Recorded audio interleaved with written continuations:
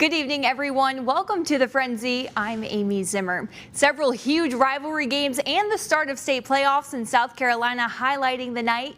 Kicking things off in Pooler, it was a Savannah showdown between a pair of undefeated squads. The Island Sharks and the New Hampstead Phoenix, both perfect this season. However, that wouldn't be the case for one of these teams after 4 quarters of play at Pooler Stadium. The Phoenix making a statement right out of the gate saying it's not Shark season. So New Hampstead talking the talk. Can they walk the walk?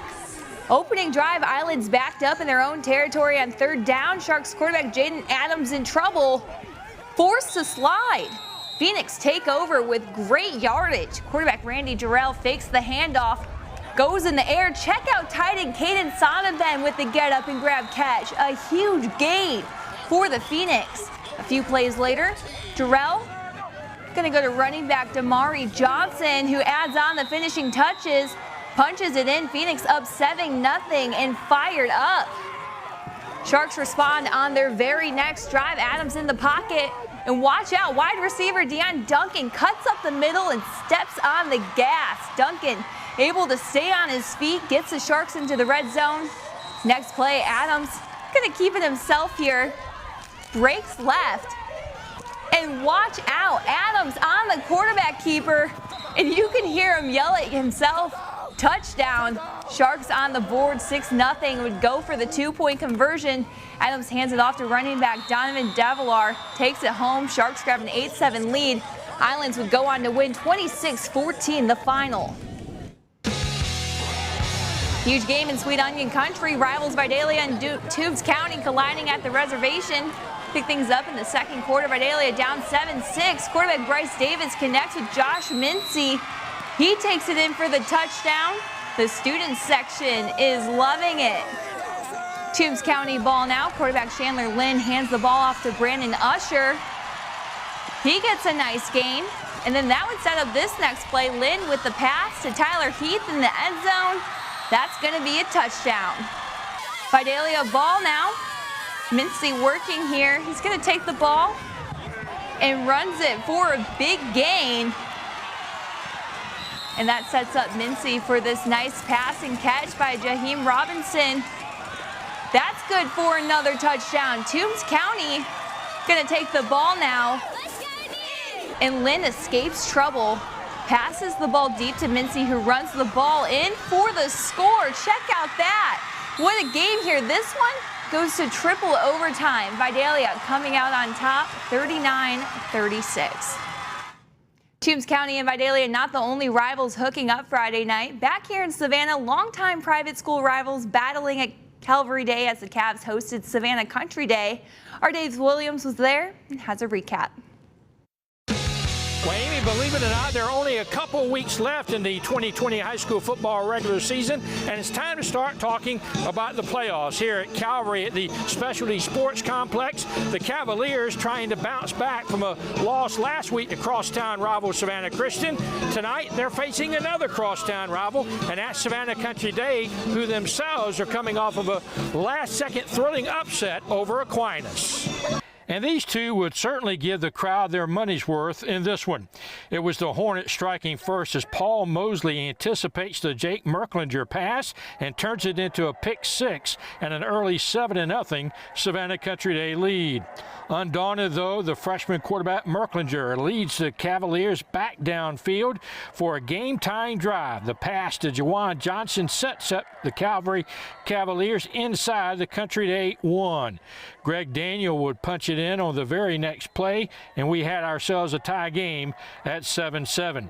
But back come the Hornets, matriculating all the way down the field, and they regain the lead when Barry Kleinpeter finds Kenny Odom in the end zone, and the Hornets were back on top, 14-7.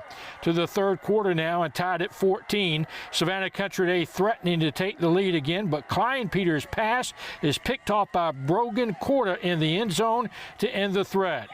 The Cavaliers would then take advantage of that, marching down the field and then capping it off when Greg Daniel takes the handoff and heads towards the payoff pasture. After a little discussion, they say it's a touchdown, and the Cavaliers were on top for the first time in the game, 21-14, and they would go on to win it 27-21 in a real thriller. In Savannah, Dave Williams, WJCL 22 News. Thanks, Dave. Big one down the coast in Brunswick. Richmond Hill taking on Glenn Academy. How about the Wildcats special teams? Blocks the punt. Ball goes out of the end zone for the safety. Later, Richmond Hill's offense on the move. The ball dumped out to Shad Roberson. Takes it deep in the Glenn Academy territory. And that would lead to a field goal from Wildcats star kicker Britton Williams. But the story of this one, the Glenn Academy defense. Richmond Hill comes up short, 7-5 the final. In Springfield, the Effingham County Rebels hosting the Bradwell Institute Tigers. Rebel offense on the move early in this one. The screen goes to Devon Sweeney with a lot of room on the far sideline. He takes it down to the Bradwell 3. Very next play, Effingham grabs the lead here. Sweeney gets the call again. This time he takes it in with the point after. It was 7-0. Bradwell uses the defense to close the gap. Effingham looking to throw, but Elijah Leah Adatua with the interception. He would turn the pick into a pick six. Point after would fail. Effingham lead was 7-6.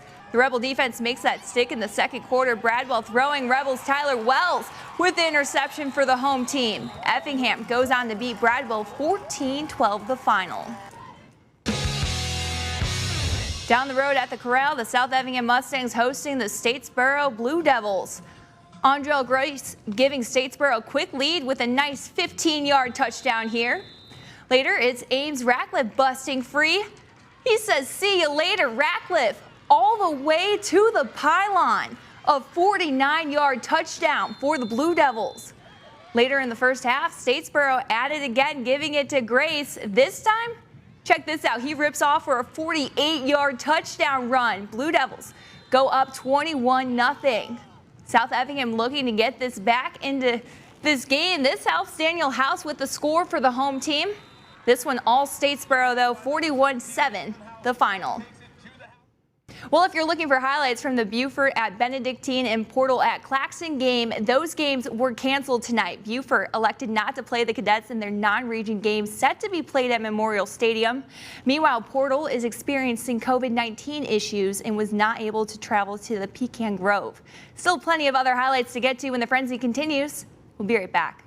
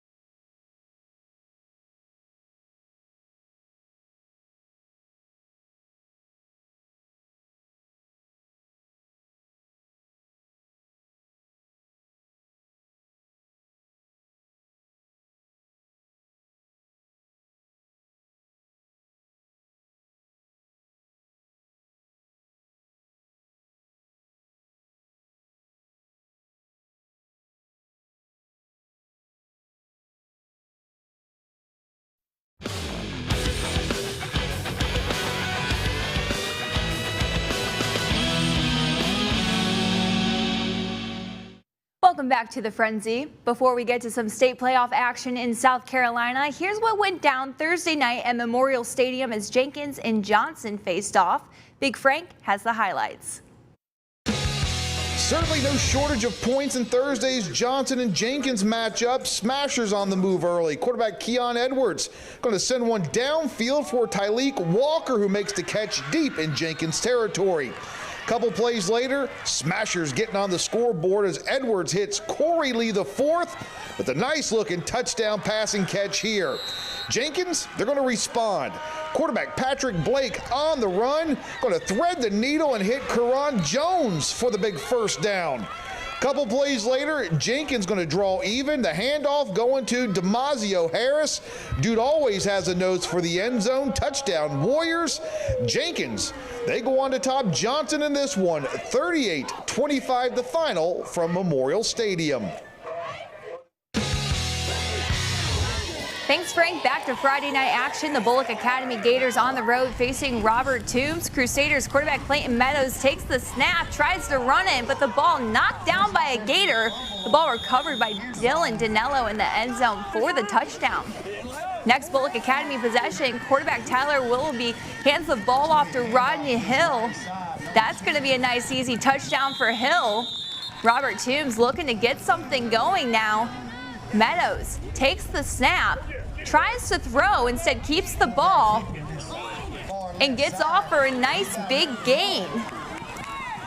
Next play, Meadows gonna throw the ball to Hayden Meeks.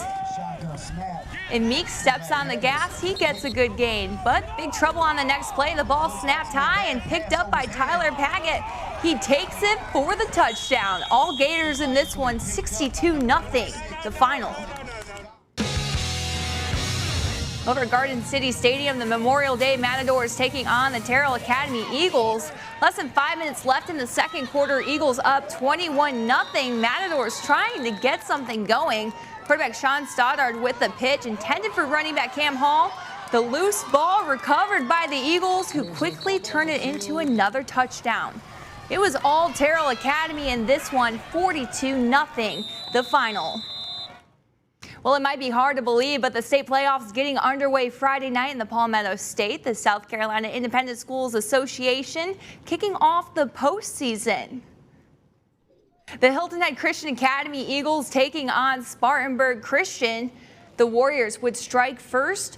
Riley McDonald fighting through the Eagles defense. On the way to the house, gets the touchdown. Warriors up 7-0. The Eagles would have no problems responding at all. J.P. Peduzzi going in the air, down the field finding Jace Blacksheet, who hauls it in on his way to the end zone, securing the bag. This one tied up at 7. Hilton Head Christian Academy now looking to take the lead. Peduzzi will thread the needle, finding Asai Anderson for the touchdown. Eagles up 14-7. After the Warriors turned it over, it's Jace Blackshear's turn to have some fun. It's the playoffs, and here is the payoff. Blackshear extends the lead by 6. The Eagles hold on to this one, winning by a score of 63-27. The Eagles cruise in this one, winning by a score of 63-27. The Thomas Hayward Rebels looking to advance to the second round as well. They took on Christian Academy. It was all Thomas Hayward in this one after taking a commanding 64-0 lead at the half. The Rebels coasted in the second half, winning this one big 70-8. The Rebels will host their second round playoff matchup next Friday night. And that's going to do it for this week of The Frenzy. Thank you so much for joining us tonight. And be sure to join us tomorrow night as we'll have plenty of college football coverage. Of course, in Jacksonville, we've got Georgia taking on Florida in the great cocktail party. And then down in Statesboro, Georgia Southern hosting Troy for a great matchup. That game kicking off at 1 p.m. You can catch highlights and final scores tomorrow night right here on WJCL 22 News at 11. Thanks again for joining us tonight. We'll see you next time.